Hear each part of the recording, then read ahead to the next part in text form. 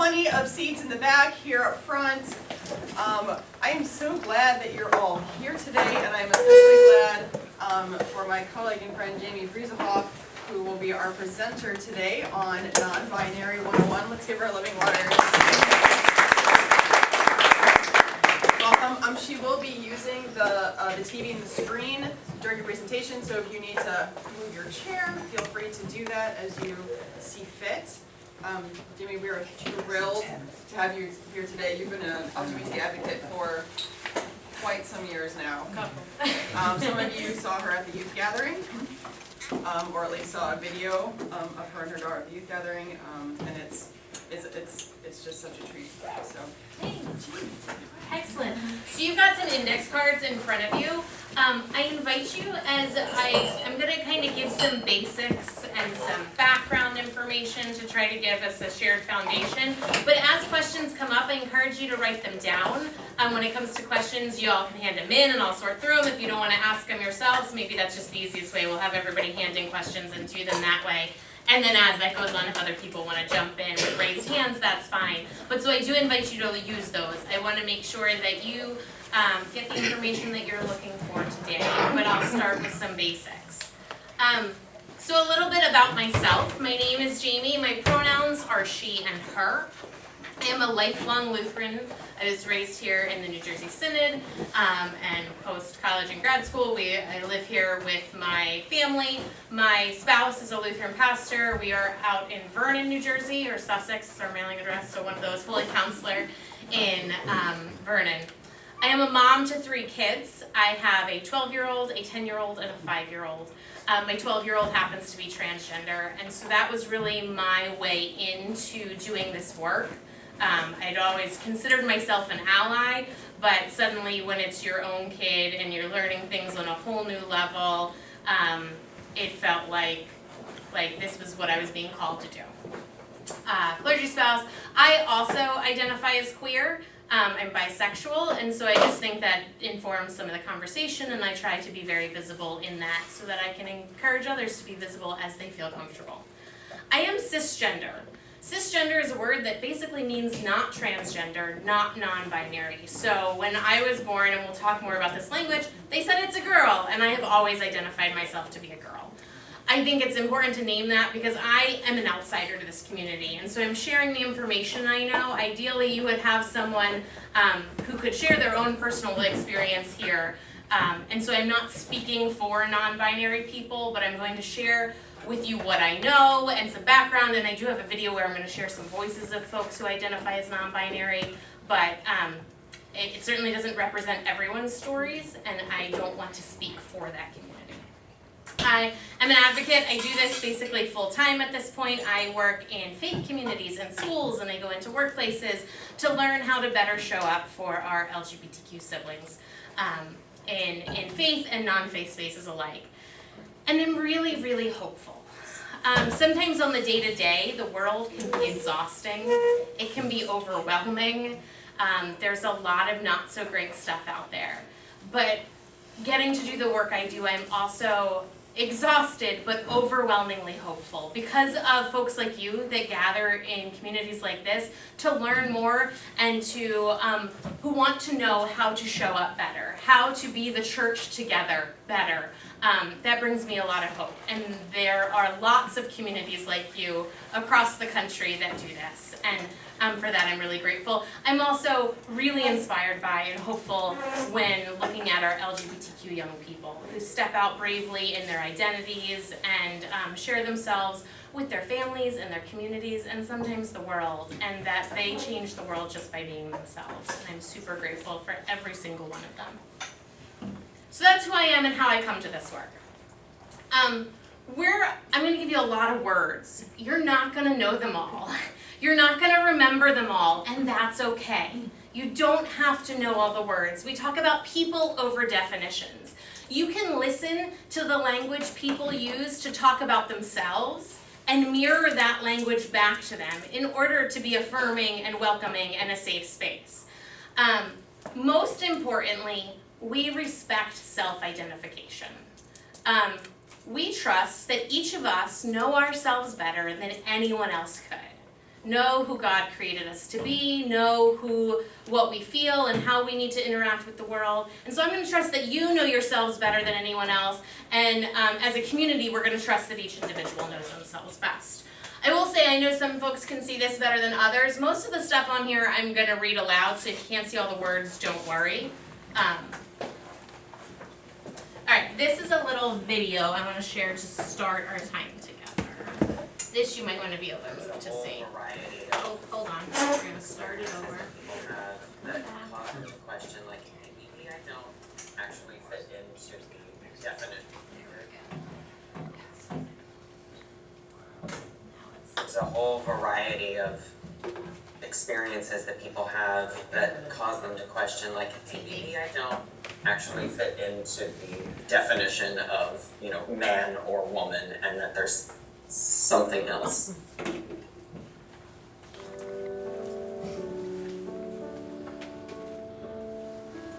We'll talk about that definition. If you can't read it on the screen, don't worry. I'm Danny, and I identify as non-binary. I'm Lindsay and I identify as non-binary. My name is Feng. I identify as non-gendered person. I'm Francois. I identify as genderqueer. My name is James, and I identify as non-binary. Non-binary is someone whose gender doesn't fall within the context of the binary that we set up in society.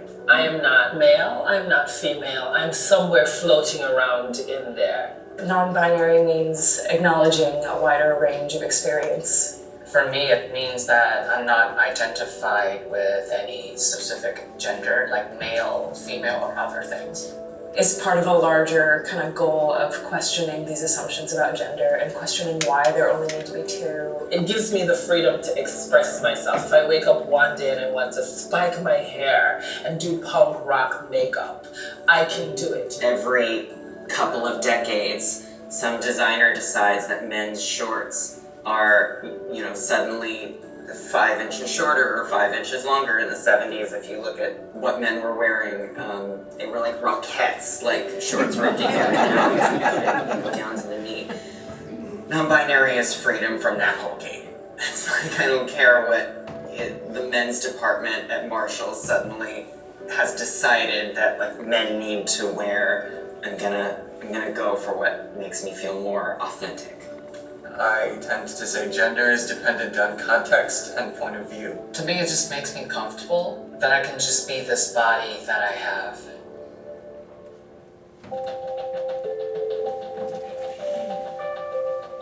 I identified as a cis gay male. Cisgender is when your gender identity aligns with the gender that you were assigned at birth based on your anatomy. I saw myself as a cis man and just thought, well, I paint my nails and I wear lipstick, but I'm a cis man. And I knew what genderqueer was and non-binary. I knew of them, and I was like, I support it, I love it, but it's over there, that's not me. I identified as male before. I didn't really ever feel comfortable fitting into the masculine or male environments or just seeing myself as a man. I have always had questions as a child. I always would put on my mother's makeup and her lipstick. I identified quite a while before I came out to people. I started identifying as non-binary when I was 17. I just knew that calling myself a woman and calling myself a girl did not feel accurate and did not feel good and did not feel like a home to me at that time in my life anymore. Most people are still very confused about trans identity, non-binary, gender fluid. Even though it's 2019, it's not something that everybody runs and like, oh, you're genderqueer, yay, hugs and kisses, we love you still. The hardest thing about coming out at 17 is no one believes you. Everyone is like, wow, that's a really cute phase you're having. Even when I'm saying what I identify with, people still have a specific imagination of what that means. Most people are going to assume that you're one of two genders, a man or a woman, and so every single day you have to be correcting them and you have to be declaring that you're non-binary to pretty much every new person that you meet. People often misgender me. Like the second I leave New York, I get called man, like to my face. A lot of times people will get pronouns right twice, and then I find it's often the third time that people start slipping. A lot of people think that we're transitioning for some reason. Some people say, oh, so are you going through transition right now? And some people ask me, so do you still have a vagina? Simplest way to ask about gender if you don't know someone is, Hey friend, what are your pronouns? That's it. A lot of us are very different. Some people are like, don't misgender me, and it's a big thing. And I understand that, really I do. Personally, I'm always very open and happy to talk to people about it. I remember a few times I went on job interviews and I dressed like how I am, and I did very, very well in the first interview, and they're like, oh, you did so well. Just when you come next time, can you dress like a boy? It's especially challenging in dating. No one really knows how to deal with you and whether they're allowed to be attracted to you, really. Some people, they just say they want to date men. the worst is whenever someone's like, well, yeah, but you have a penis, right? People will be very fixated with anatomical gender. You can't be seen as heterosexual, you can't be seen as homosexual. And so when you try to date a girl, it's like, you're too feminine, and you're not masculine enough. And you try to date a guy who's gay, and he's like, you're not masculine enough, or you're too feminine, or something. It's always something. I think people's knowledge of this is definitely getting a lot better with time. We're becoming more relatable. People are seeing us for who we are. And so I think that brings about this general air of acceptance. I think the future of gender identity, hopefully, is one where we don't force the binary on everybody. I think the future of gender identity is so much more like colorful and wide and different and like varied as we think it even can be. I hope that the future will move towards more of individual expression rather than this mob mentality to follow the crowd, to be like everybody else. I definitely wish that we can all just pass through this phase of trying to categorize people and just take them as what they are. Being able to reclaim our narratives, I think that's the next step, is that trans voices are the ones speaking for trans people and non-binary voices become the ones speaking for non-binary people.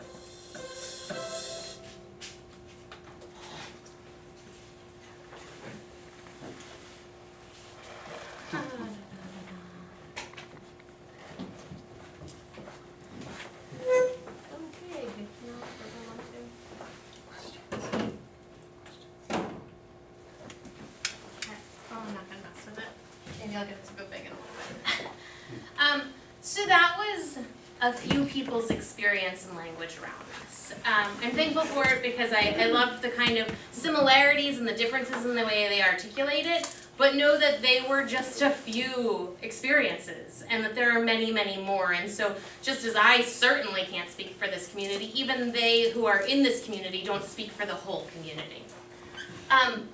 When our society, our first question when people come into this world, I'm just going to X out of this for a second and see if I can get it to, there we go, much better. Is it a boy or a girl? Like, what are you having? Do you know? Are you going to find out? What box are we going to check? We want to know. We categorize everything into these two boxes. So what is gender? A lot of times people will be like, oh, do you know the gender of the baby you're having? Or do you know the sex? And we use those terms interchangeably, and they're not exactly interchangeable. Gender is not the same as sex. It refers to our beliefs, expectations, and assumptions about what it means to be a person, a man or a woman generally, if we're talking about those boxes in this world. Gender is also a social and a legal status. We have expectations around gender. We are continually trying to break them down, certainly, and they change over time, but we have expectations. It's also a legal status. It's on all of our documents. It's recorded in the Social Security system. It's on your license and on your passport. It's something that we label ourselves in society with.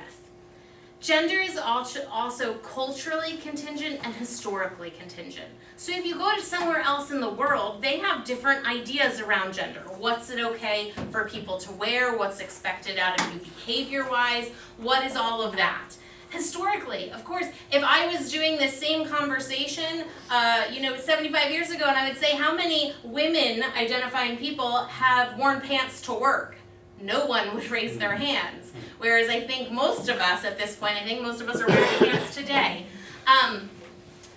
Our expectations around gender, it used to be that women couldn't be pastors. Women couldn't do a lot of things, and we've broken down, and we're thankful that's no longer the case. We've broken down that, but we also see how it's changed over time, those expectations. It's also fun to even think that originally, if you go back to the Victorian era, we think about pink is for girls and blue is for boys. It started the opposite. It was originally pink was the signature color for boys and blue was for girls. And so just to know that all of this that we assume to be so ingrained and is kind of the waters we're swimming in hasn't been permanent. It is not ordained by God. It hasn't been true across history. It is very specific to this place and this time. Are we supposed to we're not supposed to raise our hands for questions? You can, sure. Because I just looked at my license. Yep. And it doesn't say gender, it says sex. Okay, yes. So you just said, and this is a very fundamental thing, that's why I'm raising it. Yep. So that's kind of contrary to what you're saying. It says our legal status on this license is sex. Well, so what I said is that we often, before I started through that gender slide, is that we use them interchangeably. Okay. And so what's interesting, and we'll talk more about that because it's an important thing about how trans and non-binary people go about the world. Well, one thing I could say on that too is, I know with a lot of documents, they like to leave the word sex off because that is related to the action, and therefore often use gender as to not want to put that word in this place, which is not. Yeah. They're substituting it sometimes when there shouldn't be. But our society operates as if those two are the same, because for people who are cisgender, whose gender identity aligns with that what they were assigned at birth, they are the same. And that is the majority of people. And so it's not representative of all experiences, but as we know, the way our society functions, the laws we have and everything are often based on the majority. But so we will talk more about that. So we exist in this gender binary system. So on that slide, if you can't see it, it basically has sex and sexual orientation with that male and female, and the sexual orientation underneath, attracted to men, attracted to women, and you're kind of expected to go down those lines. We know we've made a lot of progress in this, of course, as far as breaking out and saying, well, no, we understand sexuality, and we're much more inclusive about it culturally, though we still have a ways to go. This is still the predominant narrative, is that if you're female, you're attracted to men. If you're male, you're attracted to women. As much as we know that's not true, if we look societally and what we see in media representation, it's still the default. So we're going from this gender binary, that is, there's male and there is female and that's it, to a gender spectrum. And understanding that there's a whole continuum of gender from male to female. Now this picture we've got our like the gender spectrum is represented with like a somewhat what we would typically use as a masculine representing person all the way in blue all the way to a female represented person in pink, like we have on our bathroom signs. But there's still a problem there, because that's assuming that blue and pants equals boy and pink and dress equals girl, even though there's space in between. In reality, it looks more like this. Identity does not equal expression. So the way we present ourselves to the world is one thing, but who we know ourselves to be is another. Now this is really hard for a lot of us to comprehend, because for most of us we've never had to think about it, because those two things have aligned and we fit into those boxes. But in reality, you can be a feminine presenting person in a dress and looking femme, but identifying as male. And those identities are valid. Like, so the idea that anywhere in there, whatever picture you want to take, whether it's paint, whatever color, whatever clothing, you can be whoever you want to be. Because that's who you are. So spectrums. We have four spectrums we talk about when we talk about sexual orientation and gender identity. Sexual orientation and gender identity are separate, but they're also lumped together, so we have to talk about them together. So the sex is what you are assigned at birth. It's the first row, and it's a continuum that goes from male to female with intersex in the middle. So that sex assigned at birth, we are taught, is very simple. You check one box or the other. You are either male or female, and there is no other option. You are whatever the doctor said. In reality, intersex people exist. Intersex people are folks that are born with a mix of either external genitalia, chromosomes, hormones, or reproductive organs of biologically typical male and female. And so sometimes we know at birth if it's external genitalia, and our culture has actually, and it's changing now because of advocacy, we've taken those babies and we've done surgery on them to make them fit into our boxes because we really like our boxes. And so we've said we're just going to choose what gender these are and they can grow up as that. But what we've learned and what the science has shown is that gender identity is innate and that you can't just place a gender on a child. And so that's caused a lot of pain and harm to those people who some didn't even know they were intersex until long into adulthood when they came upon their medical records or something else. Other times, people don't actually discover their intersex until sometime during puberty or even when they start to have reproductive challenges because they're not aware. They go through their life thinking they fit completely into this box, but it's just not true. We're taught that intersex conditions are really, really rare. Like, oh, that's the extreme. We don't need to talk about that. That's outside the box. Actually, it's very common. It's as common as having red hair. So the statistics are anywhere from 1 in 100 to 1 in 200. Sometimes you'll hear 1 in 2,000, but that's specifically only talking about babies born with ambiguous external genitalia. When you take into account all of the other intersex conditions, it's much more common. So even sex assigned at birth is not as simple as we've been taught. So sex is what the doctor says. When you're born, it's a boy, it's a girl. It's what you're assigned at birth. Gender identity is who you know yourself to be. It is a deeply held sense of self. It exists on a spectrum from man or boy, woman to girl, and in between we have words like transgender doesn't really belong there. I don't love this slide. I edited on others. We have words like non-binary, genderqueer, two-spirited, gender fluid, agender. Again, lots of words, and there are so many more I'll show on a different slide. You don't need to know them all to be able to respect these identities. But these are folks who don't fit, as they know themselves to be, in male or female boxes. In this simple, this is the boy box and this is the girl box. So we make assumptions about people's gender identity based on their gender expression. Gender expression is how you present yourself to the world. It's the way you act, the way you talk, the way you carry yourself, the way you dress. The fun thing is about gender expression is it can change day to day, throughout the day, depending on what setting you're in. So there might be days where I'm in sneakers and jeans and a hoodie and looking more androgynous, so the middle of that spectrum. And there might be days I'm in a really fancy dress and heels and pearls. I don't wear pearls, but you get the idea. Similarly, I certainly know men who are gay who look much more male identifying and express themselves in more typically male ways or masculine ways in settings where they know their gender's being policed and that it's important for them to better fit in this box, whereas when you see them outside of that, they can be much more flamboyant or feminine or themselves. So our gender expression might change, our gender identity does not. You can't know someone's gender identity unless they tell you.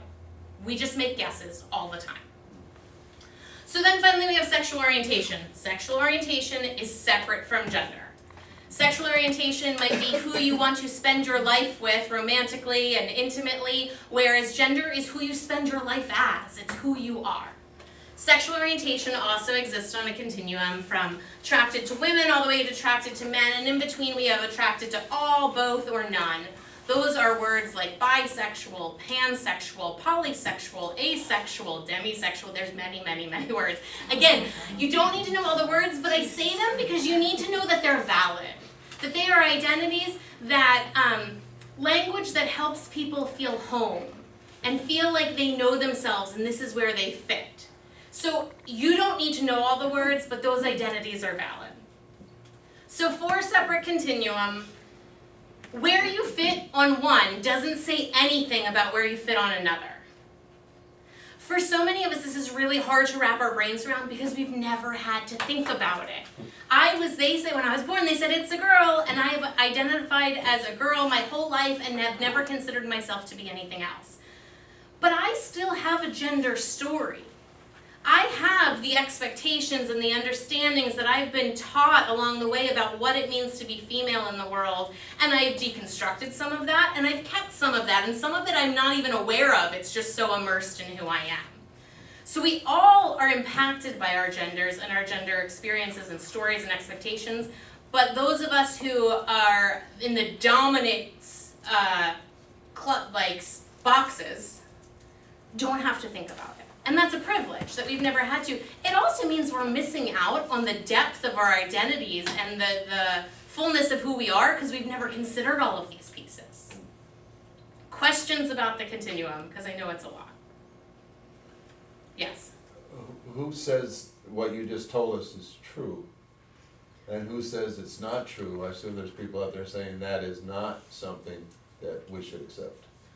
Yes, there is. So this is pretty widely accepted by everything I'm saying today is in alignment with every major medical organization in the United States. So you talk about the American Academy of Pediatrics, the American Psychological Association, the American Association of Counselors, and so on and so on. They all agree. Along with the World Health Organization and a number of international organizations. It's what we learned about the human experience, even in our, I don't have the slide in the slide deck, but even in our 2009 statement, Gift and Trust on Human and Sexuality from the ELCA, there's a section in there that talks about what we've learned about the diversity of gender and sexual orientation and I wish I had the language in front of me, I don't, so when we're done I'll look it up for you, but that we understand it to be expansive and much bigger than we ever considered, and that is a gift, and it's an example of God's diversity, the diversity of God's creation. Does that answer your question? Not really, but this is not a good analogy, but sometimes in the when computers first came along, people thought you could put a 2-digit year in computers and everything would be fine. Mm-hmm. And then all of a sudden, year 2000 came along and everybody decided there was a big panic in the world, and nothing really blew up, but my company and other companies spend millions of dollars to change expressions from 2-year to 4-year. What I'm struggling with is that I used the analogy with Pastor Lee the other day. When our congregation in East Windsor was welcoming many people who spoke Spanish, the pastor said, well, I want everybody on council to learn to greet them in Spanish. I couldn't do it. You know from camp board, you wanted me to learn the statement of what was the mission statement of the camp. That didn't come out, that didn't flow. I hear all these terms, and it makes sense to me, but on the other hand, who decides there's not 4 different names for those things, and who decides whether you had 6 pictures up, there's 8 pictures, 10 pictures. I mean, it's sort of like, it's a whole new vocabulary. But who determines whether we're all gonna agree on, will we all ever agree? I guess is where I'm getting to. So, will we all ever agree? That's a tough question. I mean, agree on what would be part of that, but I think when we're talking about the world and the diversity of everyone across the country and around the world, we're not all gonna agree. There are certainly always going to be people that try to tell folks who identify outside of our expected boxes that their identities are invalid. And it is our call as Christians to show up to those vulnerable communities and say, I see you, we love you, and you were created in the image of God. I may not understand all of this. I may not remember all the words, and I promise I mean to and I'm trying, and meaning to and trying matters. Intent matters. But we can still say, I see you, and I trust that you know yourself better than I could.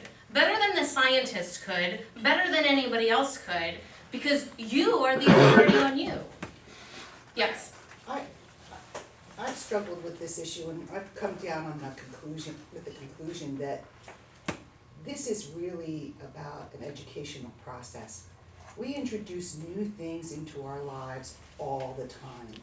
New cooking recipe, a new television show, New technology. And some of us do better with some of those things than others. I'll gladly take a new recipe over technology. And I'll spend hours watching television to learn every cooking recipe, but I won't even think about turning on a show that deals with technology. And so I think it's about, one, creating the right educational vehicles to engage people, and recognizing that for some people, like yourself, there are certain corridors of learning that are just not dominant for you, like they're not for me. And so we have to find a lane in which to stay receptive in appreciating that that's something where we need either more education, or we need to acknowledge that it's not a strong area for us, and we need to sort of stay neutral. So that we never say that we're closed off to a learning opportunity. I think this vocabulary is going to change in the next 10 years, and we'll be talking about it in a totally different way.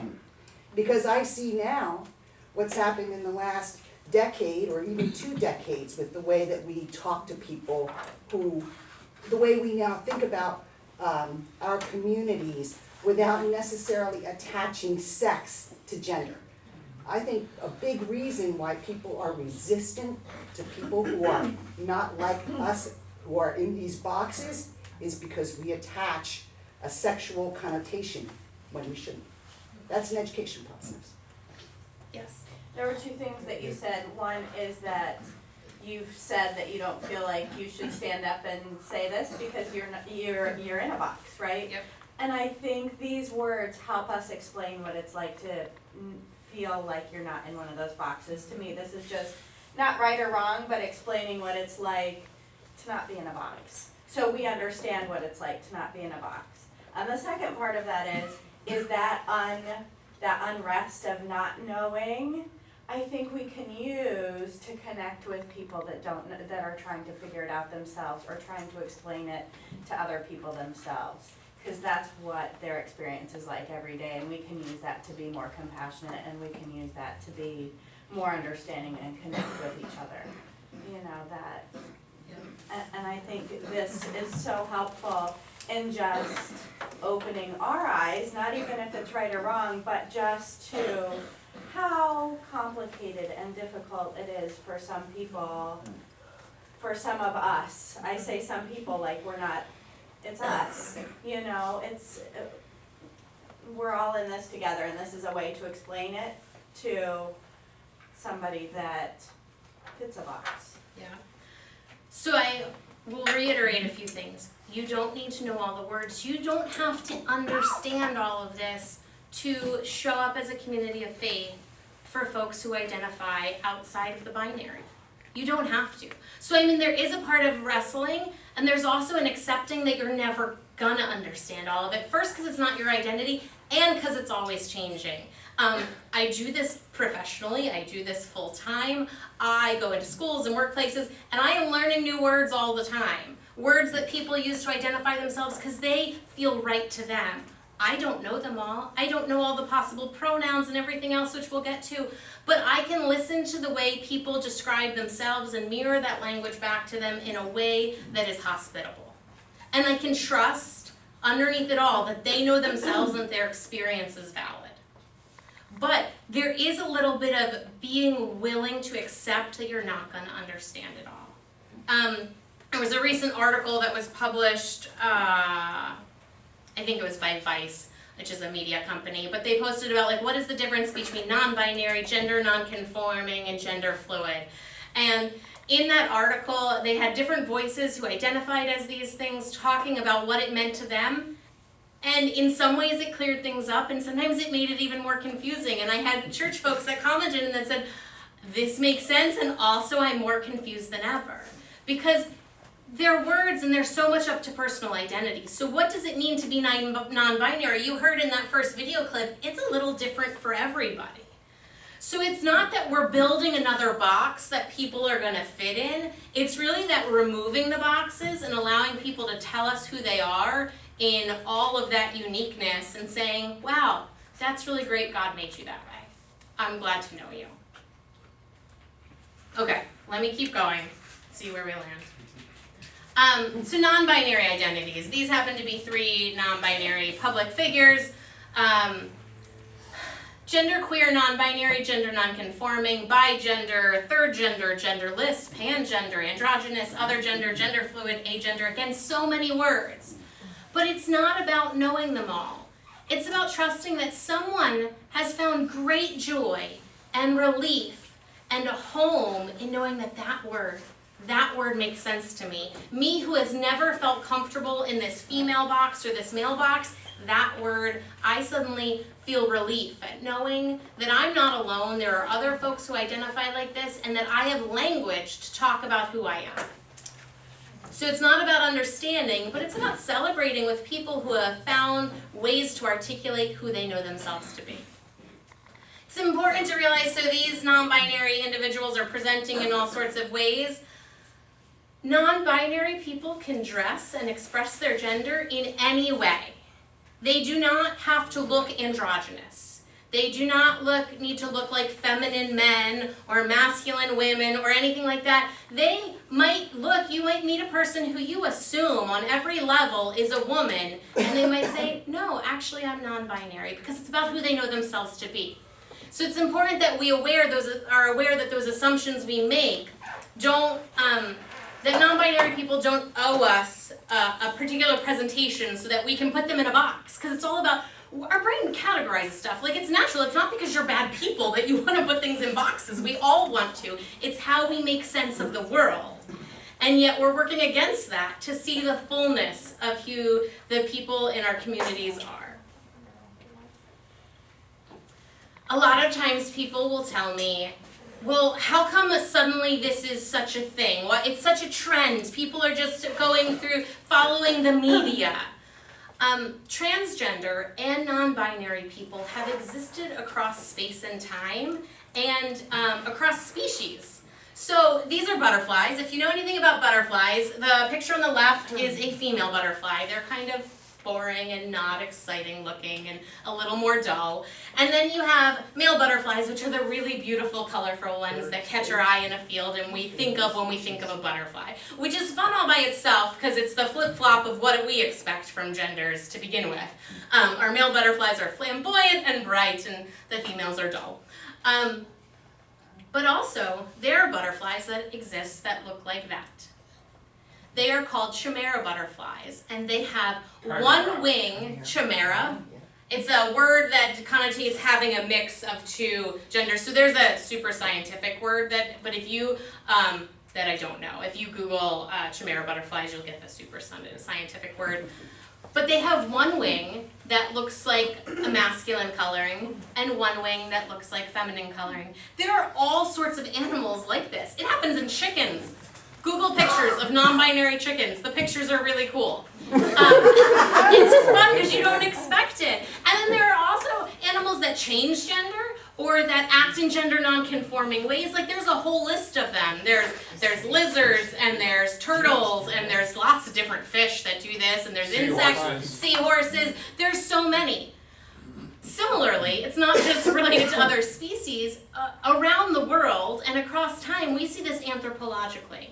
So in American Indian cultures, they have two-spirited people, and some people still claim that identity as their own, but two-spirited people were people that really lived between these two genders. And they were lifted up in their communities as sacred conduits between the two gender communities. They were leaders. They were revered as holy. In India, they have the Hijra, which is known as the third gender people, who again, were revered as particularly holy, sacred, set apart. And there's a number of other cultures that have equivalents of this. So this is not new to this time. This is not something that's just coming out of teen vogue. This is something that people have articulated identities around for thousands of years. And the anthropology around it is truly fascinating. You could do, a whole college degree on it. But there's lots out there if you're interested in learning more. Transition. So I want to mention this because when we talk about transgender and non-binary people, sometimes we talk about transitioning. Sometimes we just talk about coming out, but sometimes we talk about transitioning. Transitioning means you're going from living in some way as the sex you were assigned at birth to your affirmed gender, the gender you know yourself to be. That is a process that can have medical pieces. It can have legal pieces, so you talk about birth certificates and passports and all those, and legal name changes often. It can also just be social. That's changing your name and your pronouns so that you can go out into the world as yourself. People can do any mix of these. It's a bit of a choose your own adventure.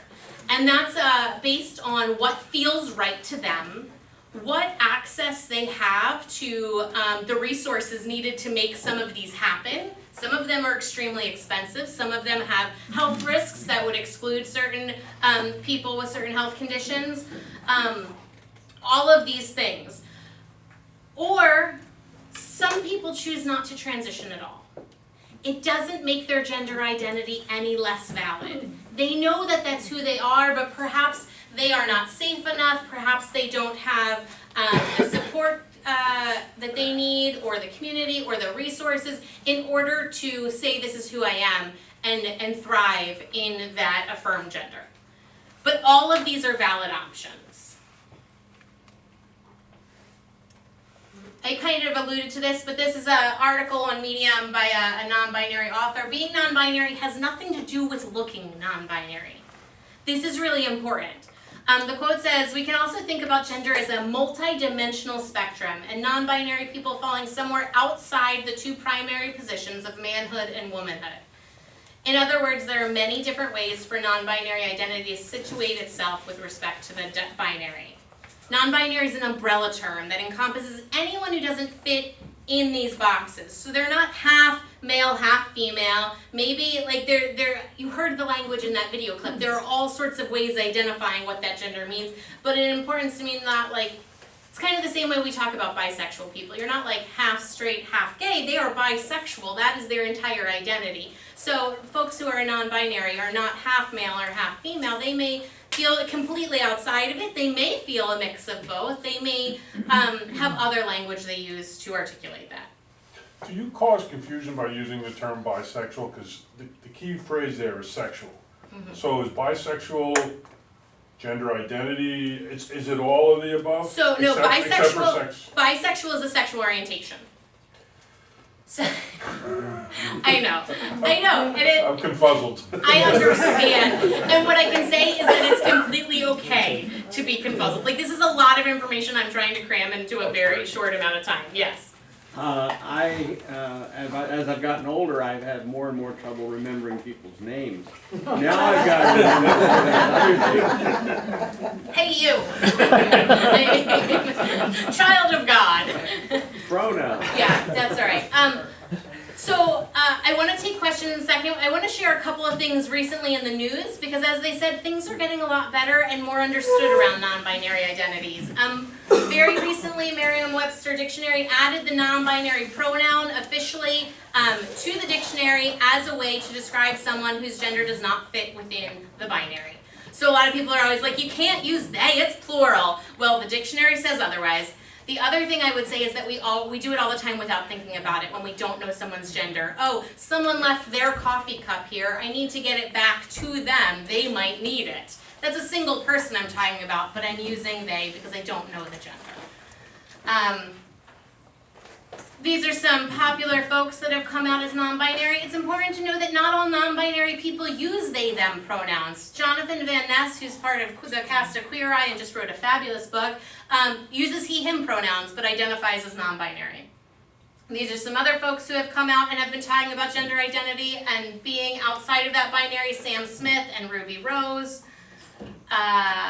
Mattel just released gender-neutral dolls that have mixes of all sorts of customizable pieces so that folks that do not fit into this expectation can find toys that align with who they are, or that we just aren't putting those gender expectations on kids. Like, this is not just for a young person who identifies as non-binary, it just opens up those possibilities.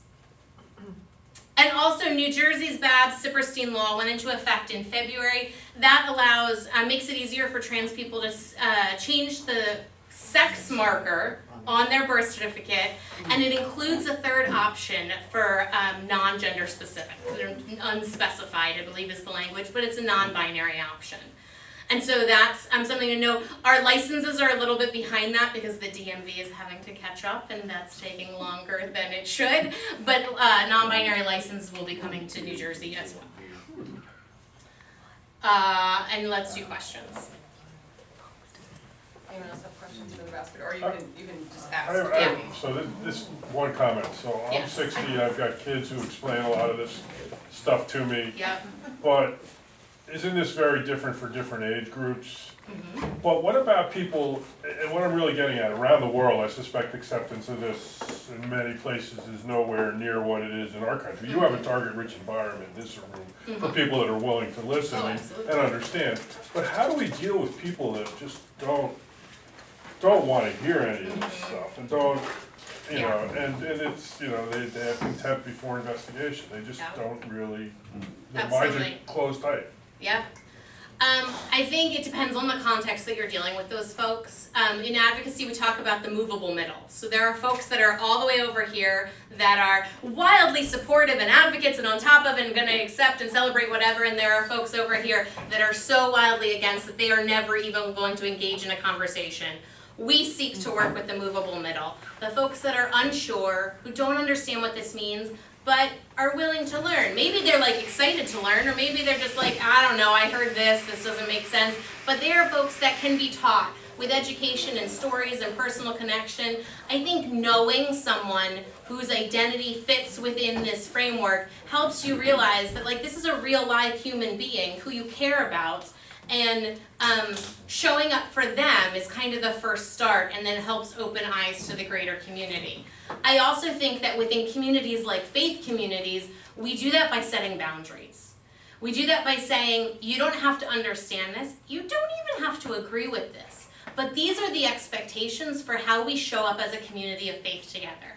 We respect people's identities, we respect people's pronouns, we use the name they would like to be referred to as their affirmed name, and we do not debate their identity to them, or in front of them, or as a community. Like, that's not something we do as people of God. We ask questions and we learn out of curiosity in order to be more hospitable, but these are the boundaries. And that's what it takes to keep people safe in the midst of folks who are vehemently not willing to hear another perspective. Yes. A way that I heard that explained too is that if you're at the Thanksgiving table and you're talking about politics and you're radically opposed to Uncle Ralph, Uncle Ralph, you might not change Uncle Ralph's mind, but all your cousins are sitting there too. Oh, absolutely. You know, so exposure is really important to continue to talk about this in mixed company, whether people agree or don't agree. You're not just sitting with the person that you're talking to in most cases. For sure. Which is great. Speaking up is so important because there are folks who haven't shared their identity with you, who may be in the room, and who are hearing negativity spouted. And so when you say, no, that's not how we act as a community, or that's not what we believe as Christians, you are giving them space to know that this is a safe place where there is room for their identity in this community. I want to answer the cards on here real quick. Cisgender, it says define cisgender. Cisgender means not transgender. So cis comes from the root same, I believe it's Latin, on the same side of. So cisgender means that the gender identity, their deeply held sense of self, aligns with the sex they were assigned at birth.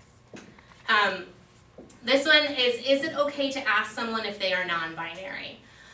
I think we talk about curiosity on a continuum too, which I didn't show that slide. And it goes from hospitable curiosity to lurid curiosity. And so in hospitable curiosity, we ask questions in order to know how to better be in community with people. Would this help me better show up with them and respect them and affirm them? And so I'm not sure asking someone quite if they're non-binary is how I would go about it, but certainly asking their pronouns, or better yet, presenting your own. So when I introduce myself, I say, hey, I'm Jamie, my pronouns are she and her. And that invites the person I'm talking to share their pronouns if they so wish. If they don't, then I will do my best to use mostly their name or hear how they describe themselves to other people. But it gives them that moment to say, oh, this is actually how I identify on their terms. I would identify, my name is Paul, I identify myself as he. What do you identify yourself as? I don't know how I would ask that question. So I wouldn't even say they identify, I would just say my pronouns are. So like people naturally, because I present as feminine and I pass as feminine in the world, use she for me. But by saying, hey, my name is Jamie, my pronouns are she and her. Those are the pronouns you would use to talk to me about to me. But I would literally just say that, my name is Jamie, my pronouns are she and her. And it gives someone else like that you're introducing to the first time, oh, my name's Joey. And they could either say, my pronouns are he and him, or they could not say anything. But you've given them an opportunity. You've also shown that you're a safe person if they want to share their pronouns with you. What do you suggest in school settings? A school teacher, substitute teacher.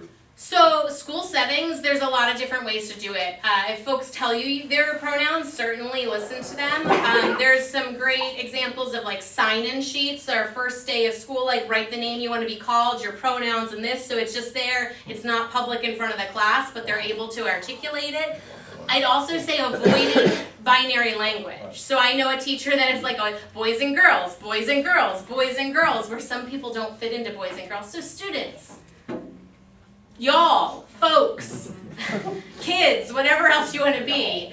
Yes. Jamie, one of the concerns, I see the safe place in the church to do everything you're saying, but one of the concerns is rec sports or high school sports or even on the professional level where there still is, I believe there still is a difference in physical strength between some people that are born with strong male genes and women. And there was an article in, I thought it was in the Star Ledger last year, about two young girls on the high school level that were very strong track athletes, but were coming in third and fourth in state competition, and the two people that were beating them were originally identified as male and now were identifying as female, and they felt it was hurting them from a scholarship and a whole standpoint. In that world where it's outside of the church, how's it gonna what's gonna happen? Yep, so right now in New Jersey, the NJSIAA, which is our athletic association that governs high school level athletics and as a result leads down to middle school because we follow those guidelines, says that students may participate according to their affirmed gender. Blanket statement. That is the rule of that. Self-affirmed gender, who they are, their identified gender. So my daughter is in 7th grade. She was assigned a male at birth. We said it's a boy when she was born. She knows herself deeply to be a girl. She plays middle school field hockey on the girls' team, and that's that. And there is no space in New Jersey law or policy to question that. As they get older, when you go to college athletics, when you go to the Olympics, when you go to it, the policies are there to support folks to compete according to their affirmed gender with some caveats. So, kids like mine, so Rebecca identifies as a girl, she needs to have testosterone levels under a certain amount in order to compete in female sports. Now, even that gets tricky because there was a runner, and I don't remember what country she was from, but thank you, South African runner, who naturally, assigned female at birth, happens to have testosterone above that level and was winning races, and now they are policing her body and her gender to say, no, this isn't okay, when this was a natural anomaly. But meanwhile, we look at male athletes often, like Michael Phelps, who has been shown to not create as much lactic acid as comparison to typical males, and say, look, he's just got created such an advantage, let's get him some more gold medals. But women were like, oh, testosterone, it's past this level, we're gonna say, no, maybe she's not a woman. When she was assigned female at birth, everything about her body says she is female, and she's being told she can't compete. And so it's a really tricky conversation.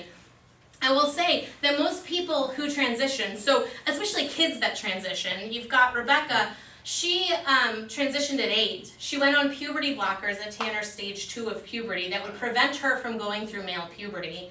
She has never had the testosterone levels of a typical male, and then she will take estrogen and she will go through female puberty. At that point, she has no advantage. Her bone structure, everything else, that develops through puberty as a result of hormones. And so as kids are able to, who know themselves, transition earlier, that's less of an issue. And it's one of the reasons where I think we don't get the pushback we could with her, is because there's really no argument to stand on. And I believe those girls in that story, and I would have to, there's so many athletic stories that have been going around, have transitioned. Their testosterone meets the limits. They're on estrogen, and so it gets complicated. Folks want to come up with all sorts of reasons why they're not winning, and what is that, and some of this is scientifically based, and of course, we want to be sure that we're creating athletics where people can thrive, but also understand the diversity of creation. But it's tricky, there's lots of complicated conversations there.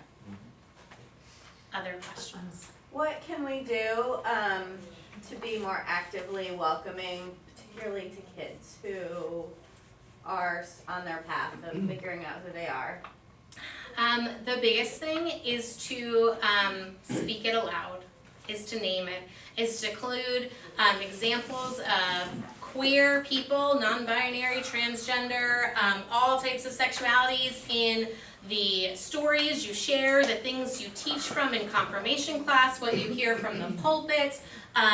It's to name it and claim it in your prayers, all of that.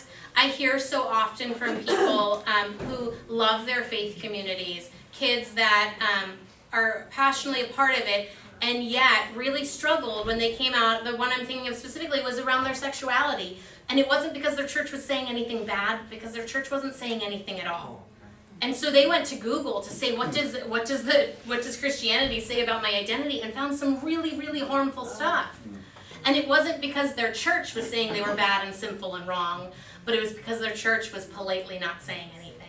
And so you really have to be willing to step out of your comfort zone. I love the rainbow flags in the entranceway. It looks like putting a reconciling and works or something symbol on your sign so folks know that you're a safe place, and naming it over and over again. And knowing and listen to your language. You know, brothers and sisters in Christ is not inclusive of non-binary folks. So we talk about siblings in Christ. When we talk about people singing in the choir, we can talk about high voices and low voices instead of men and women. Because even there are folks, just like that runner, there are men and women who don't fit into those men and women designations anyway. So breaking down these boxes is not just good for non-binary, trans, and all LGBTQ people. It's good for all of us. It allows us to show up more fully as ourselves without the weight of expectations that society has created. Yes. Is there a way as a cisgender that I can not necessarily start the conversation, but if someone is non-binary, and I know, but not, very close to, how to let them know, or ask if, I'm not gonna go up to somebody, well, so you got a secret you wanna tell me? And I'm not Yeah. gonna introduce myself and say what my pronouns are, because our relationship's beyond that.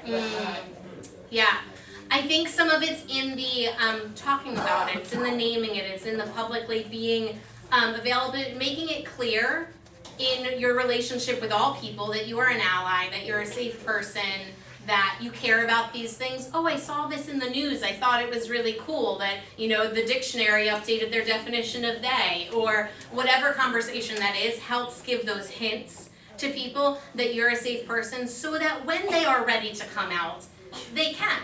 But they're gonna do that on their own time, and it's important to know that when people come out, they don't come out to everyone at once. They do it on their own terms, and there are real consequences, really good and really struggling, and sometimes quite harmful that come with that. And so if they come out to you, that's only to you, that's not public knowledge. But to create that space to just knowing people, believe me, their radars are up. They are picking up on who's an ally, who's aware of this stuff, who has a rainbow pin on their bag, who's got a trans, like I can have a trans flag pin on my purse. I can't tell you how many times in the mall people will come up to me and be like, thank you so much for having this. Just knowing that you have this tells me that you're a safe person, that if I needed help, I could come talk to you, or just knowing that you're out in the world. Visible signs of allyship, I'd say. Is the safety pin still one of those? Not Is so that much, anymore? I don't think so. Okay. I'll flip through, my contact information is here, I'm happy, there's a lot of stuff I skipped, to talk with folks if you have questions. There's resources on my website, which is jamiebruesehoff.com. I do have an email newsletter that I send out some resources, you can sign up at jamiebruesehoff.com/email. That's my advertisement. Jamie, thank you so much.